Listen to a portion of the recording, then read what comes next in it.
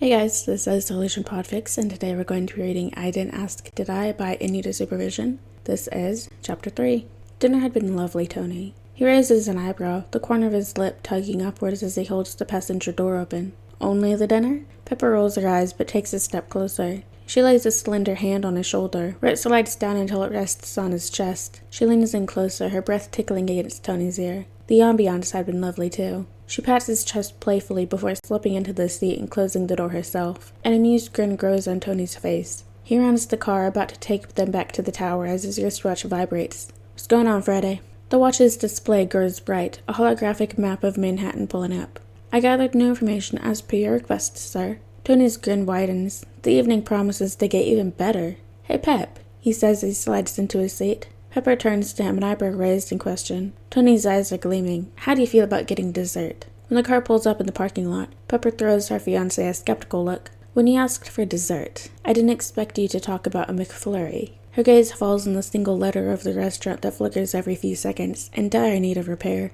I could get you an apple pie if that's more of your culinary liking, suggests Tony jokingly, already unbuckling his seatbelt. Why are we here, Tony? He turns to her, one leg outside the car. To get my date a dessert she deserves? Pepper crosses her arms over her chest, unimpressed. We drove past 3 McDonald's on our way here, Tony. Why this one? Because this one is special? Tony. Okay, there is someone I need to talk to. I'll be back in a moment. He closes the door, muffling Pepper's protest, and walks past teens who are loitering in the parking lot, listening to their music through speakers. Is that Tony Stark? Several voices grow louder as he walks into the grease-smelling place, walking up to the surprisingly empty register. I want to talk to Mr. Parker. The young woman behind the counter stares at him, wide-eyed. He snaps his fingers in front of her face. Mr. Parker, little tyke about this height, brown hair, brown eyes, carrying an expression like the whole world is plotting against him, you know? The girl still gapes at him, and Tony is about to ask her for the manager when a familiar mop of unruly hair rounds the corner.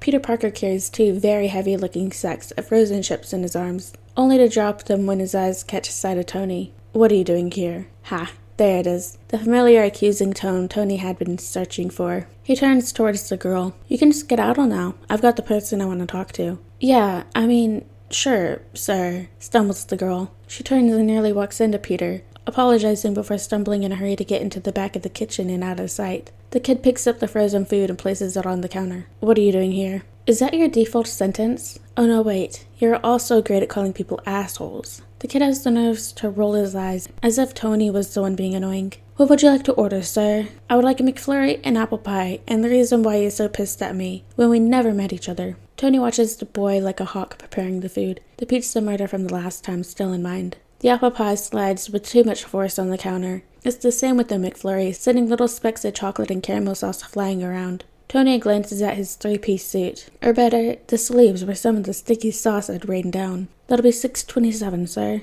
Tony slides $100 over the counter. The kid looks ready to pick the ice up and throw it into Tony's face. Don't you have it smaller? You can keep the change if you tell me what's on your mind. Tony notices with satisfaction how the Parker kid's glare turns heated as he stares at the bill before squinting his eyes as he looks up at him. The man only notices now that the uniform hangs loosely down the kid's frame, not there long enough to get one that fits. I have nothing to talk to you about, and I won't accept this. The teen dared push Tony's money back, making it slide straight into a large smear of chocolate sauce, causing it to stick against the counter. It's Tony's turn to glare. Listen here, kid. I don't know what I did to you, but 2 things are getting on my nerves more than being dragged into business meetings. Number 1, not knowing things. And number 2, Tony pulls a second finger up, wriggling it annoyingly and maturely as he is in front of the kid's face. Is meeting people more stubborn than me? The kid has the nerves to swat his hand away. Sir, this is a McDonald's. Tony furrows his brows, watching the kid bend down and vanish behind the counter, to pop up again with the paper bag. He watches how his food gets vigorously stuffed inside the bag,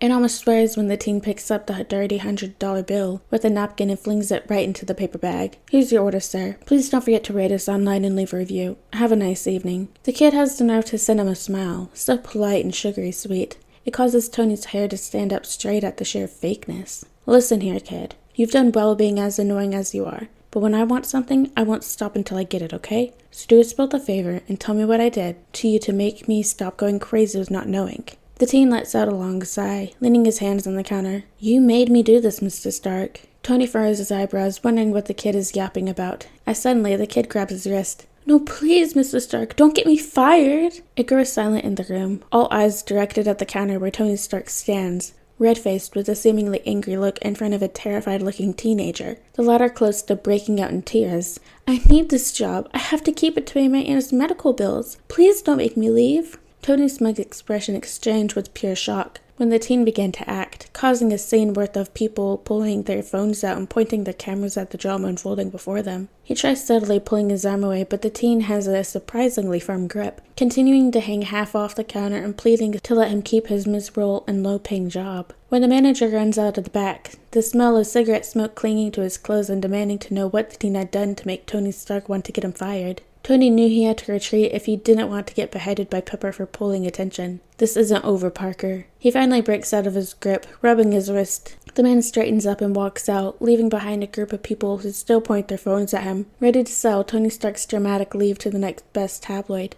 Tony, what happened? Pepper watches the people coming out of the McDonald's searching for the celebrity who just stormed out. Just a little disagreement, nothing to worry over. Don't tell me you picked a fight with an employee. When her fiancé kept quiet, Pepper turns towards him, eyebrow raised. Tony? She asks, her tone suggesting not to lie this time. I wouldn't even call it a disagreement, Pep. It's just a teen getting a little cocky. You picked a fight with a minor working at a McDonald's? He stopped at a red light, looking at her frown. Now you're making this sound worse than it is. I cannot believe you sometimes. Great. Pepper is angry. Back at the tower, the elevator ride is painfully silent. Thanks, kid, mutters Tony as he watches Pepper walking straight to her room, wincing as her door slams shut. Throwing his ruined jacket over a workbench, Tony rubs his hands together. You brought this up on yourself, Parker, he mumbles as he pours the drink. Turning towards the middle of the room, he takes a large gulp of the golden liquor, before settling the glass down, pushing Dummy away, who is about to pick it up and dunk it in the sink. Friday, pull up information about Peter Parker, and not only where he works. I want to know everything. Alright guys, and that is the end of chapter 3 of I Didn't Ask Did I by Anita Supervision. Hope you guys liked it, and I'll see you next chapter.